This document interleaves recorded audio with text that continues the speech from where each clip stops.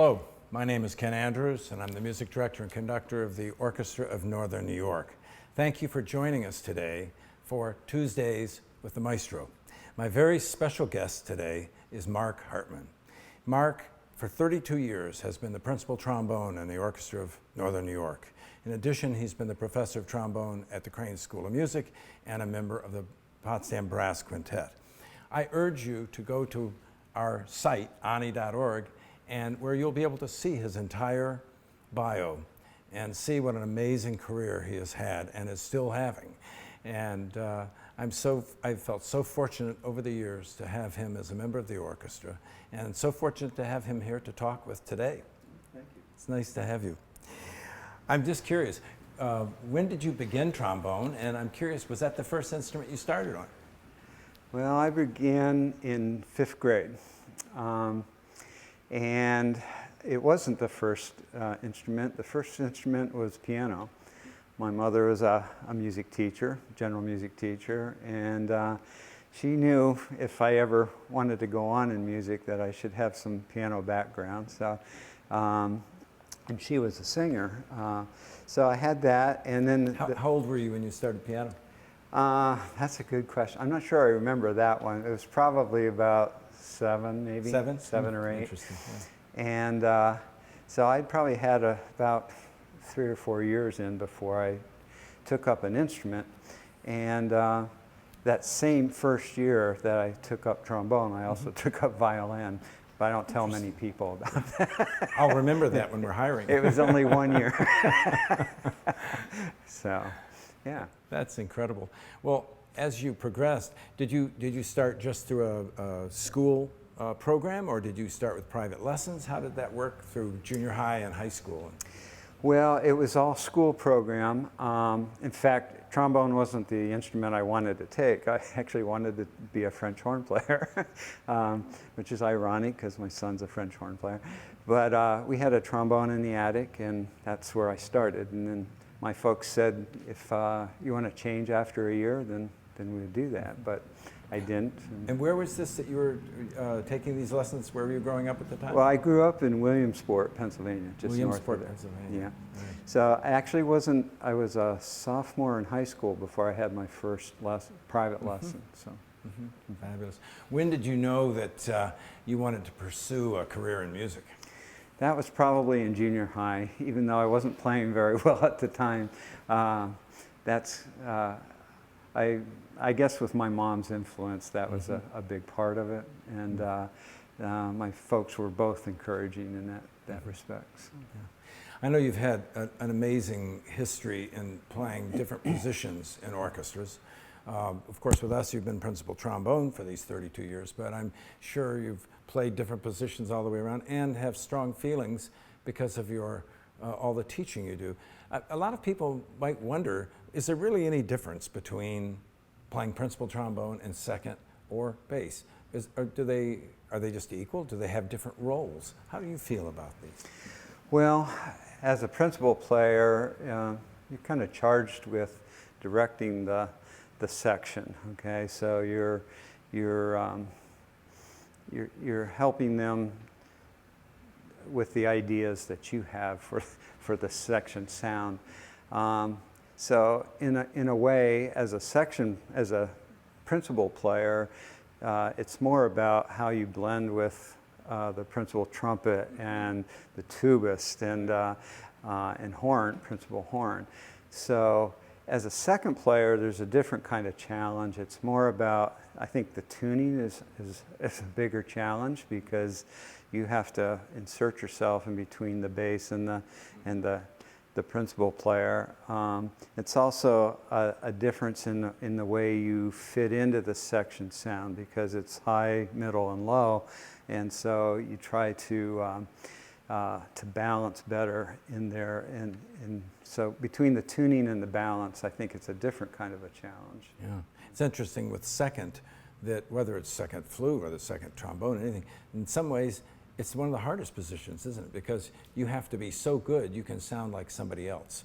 And if you want to be principal, then be principal. But if you're going to play second, boy, you have to have that ability. That's right. And it's usually you have to play a little stronger in a way because you want to your tessitura is lower than the principal, and so it has to somehow blend that bottom sound, that bigger bore sound on the bass trombone, and that little brighter sound on the first.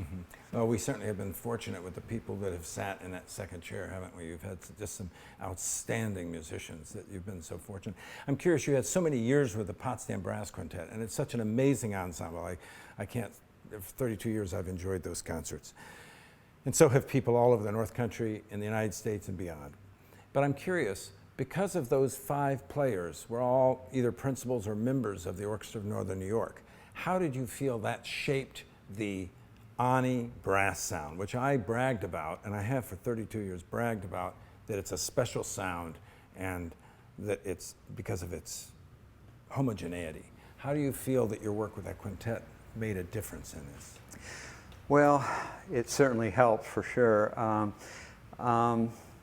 In the quintet, my first goal is to match the tubist, okay? Because from a low brass standpoint, I figure we lay down some of the tuning and some of the sound, the foundation for it, and it's really not that much different, I don't think, for the orchestra. There are different roles, I think, that you play, but I know playing in the quintet, the role changes all the time. So sometimes I'm playing with the tuba, sometimes I'm playing with a trumpet. Rarely, not as often necessarily with the horn, but I'm always trying to chameleon my sound depending on who it is at the time. So if you can kind of think about that as how sections work in the orchestra, I think there's a little bit of that going on. Of course, there are times when it's just a trombone sound and we want to have that, but for the most part, I approach it the same way, I would say. Have you found that with such an active brass quintet and the ONNY schedule, other ensembles you play with, solo recitals, solo appearances, and you're teaching your incredible load at Crane, as well as your family, you find it's been hard to balance this over the years? Yeah, it kind of comes and goes at different times. One of the things I always tell people that are like students who are interested in going into a college career like I have had, they often ask, well, what's it like, and why did you do it? And to me, I always like playing. I consider it just a playing career. I consider it just a teaching career because I started out as a band director before I came to Crane.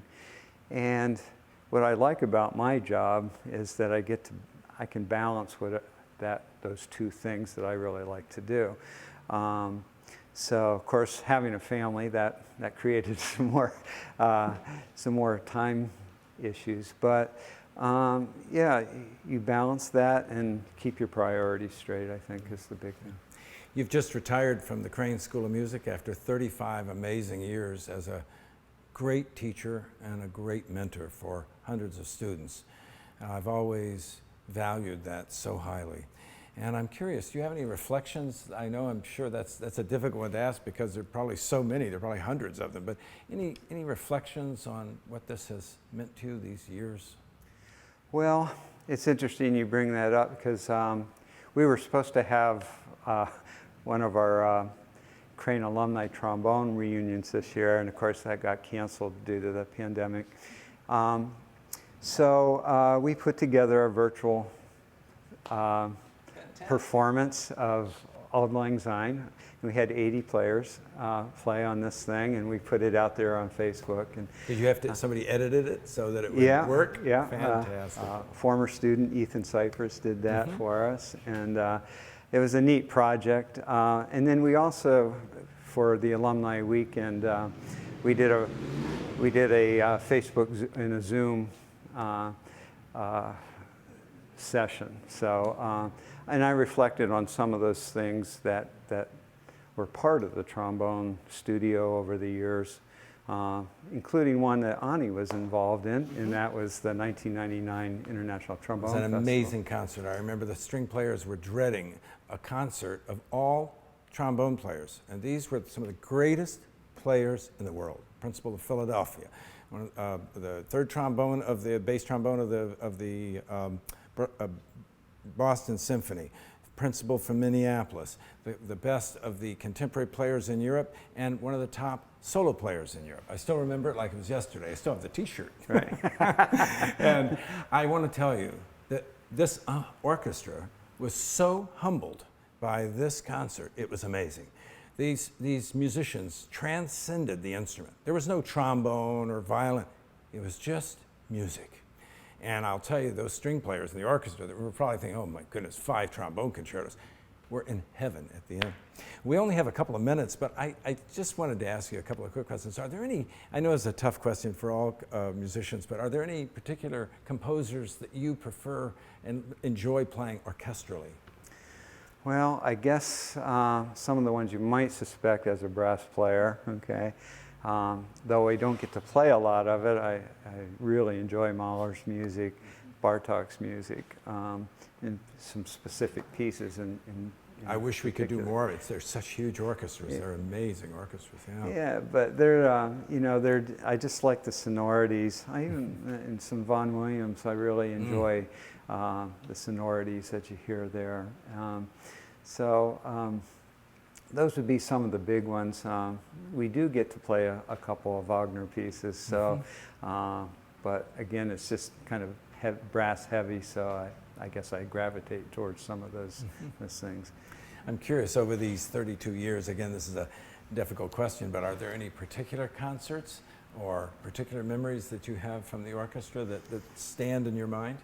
Well, there were two where you invited me to do solo work, and I remember them well. David Heineck's Fragile Skies. It was memorable because the bat came out, and I don't know if you remember that. I remember that very well, like it was yesterday. What year did we do that concert? I don't remember the year. It's quite a while ago, but I remember the concert like it was. But I remember a concert with Al Vizzuti.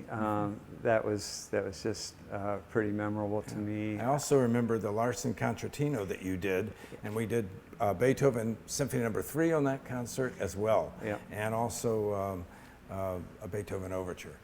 Probably the one that sticks out most in my mind, at least dear to my heart, was the one where Nick played his Mozart solo. Yeah. I have to tell the audience very quickly before we have to go that in the Young Artist competition that we have, the very first artists, and we're on our 13th year, I believe now, 14th year, and the very first artist to win was Nick Hartman, a young French horn player who played, I believe, the 3rd Mozart horn concerto, if I remember correctly. And I was so amazed, as were the judges, that this was not a high school student playing. This was not good for a high school student. This was incredible musicianship. And isn't it amazing that from our first person, he went on to play with to do stellar work down at the Rice School, Music, Shepherd School, and then took a job with the NAC Orchestra in Ottawa, the nation, Canada's capital, and then Toronto Symphony, and plus he subbed with a myriad of other orchestras. So. Yeah, that was a real special one. I think we also played the Schumann Third, the Ranish on that same program, which is a treat for me too. It's great. Well, I can't tell you how wonderful it has been to have you as a charter member and a principal, because your sound, and as I've told you so many times, the sound that you have, that I hear in all your students, your sound is so special, and it brings such a homogeneity to the brass sound. And as I said, the ONNY brass sound has been very special, and it's a special group of people too, as well. And I know you've offered in the future that if even though you've retired, that if we need work, and boy, I won't hesitate to call, that's for sure. Thank you for all the years and what you've done with us.